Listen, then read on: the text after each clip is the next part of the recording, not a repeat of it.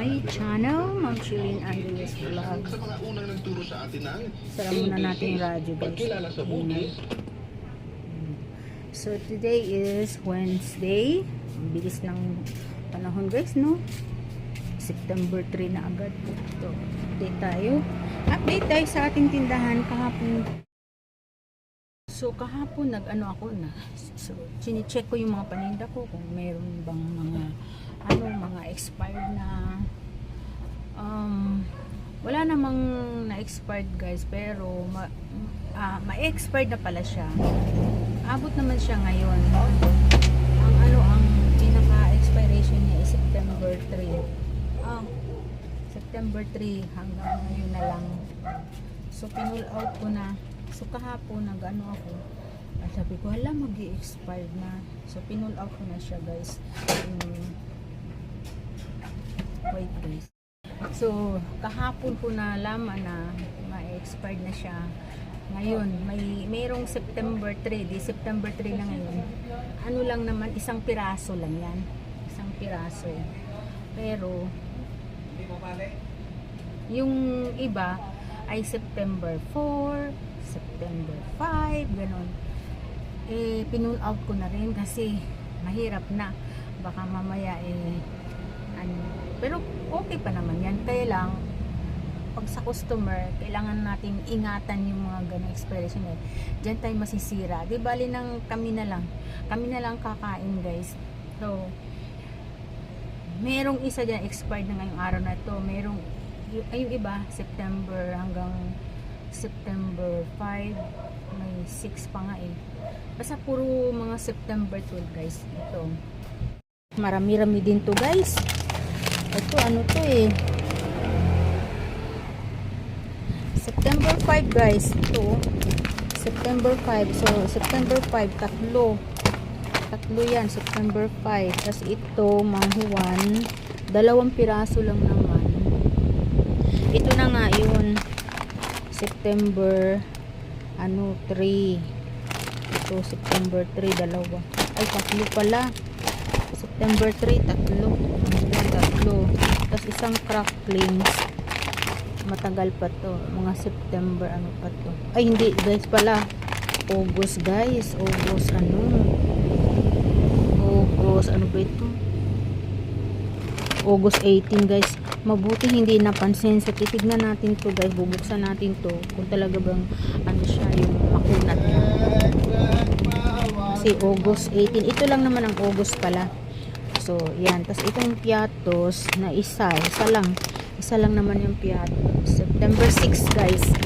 September 6. So malapit na 3 na ngayon, 4, 5, 6. So pinull out na lang din para kainin na lang namin. Kami na ang bibili nito. Although, kasi malapit na siya September. The rest, guys, yung mga naiwang mga chichirya nandyan, December pa. Yung iba, yung mga peanut ko, Happy Peanut, ay January 2026. So, na-check ko na lahat ng mga chichirya. Tapos, ito din, chinek ko rin to. Malayo pa lahat to, guys. 2026, yung iba 2027. Lahat ng mga nakaano na dyan, mga tomato sauce, check ko na rin na matagal pa din. Tagal pa na, next year pa. Yan. So far yun lang, wala na. Na-check ko na nag-check talaga ako kahapon, guys, yun ang ginawa ko, Diyos ko. Pati yung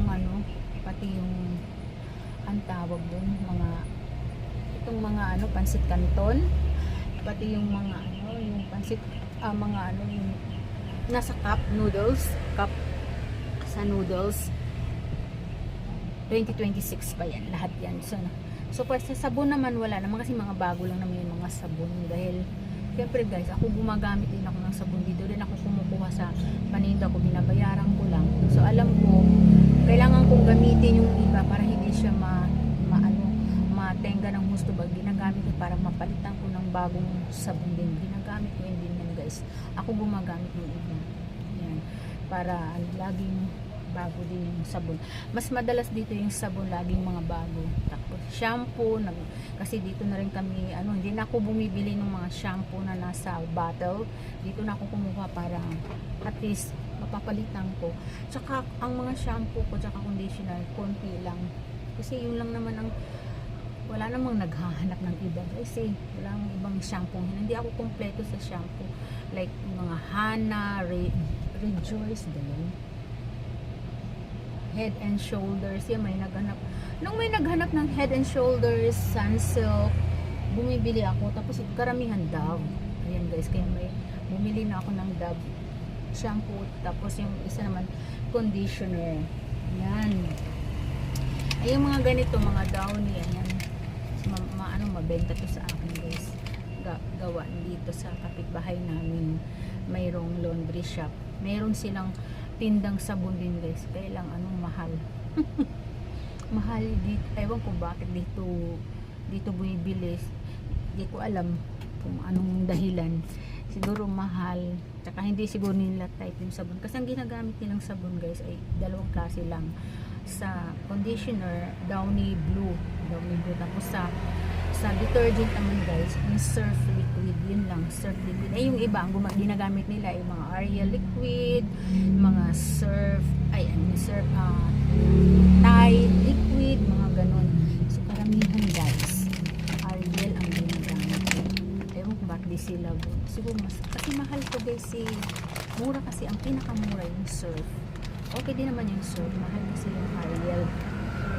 Kaya, alam mo naman yung mga customer, gusto nila ng gandang sabon, ayaw siguro nila ng Surf. Ayan, so ayan, walang problema. So nag-check na tayo, okay na tayo, wala nang mga, chinek ko na pati yung mga nandun sa storage box na nakatagong mga chichirya, chinek ko rin. Okay pa, wala nang problema. So, yun lang guys, worth 90 pesos lahat yun guys, yung na mga chichirya ko. 90 pesos lahat ito. Diyos ko, kami yung kakainin guys. Ayan. Yun lang. Thank you so much. Thank you for watching my video. Ayan. God bless. Bye.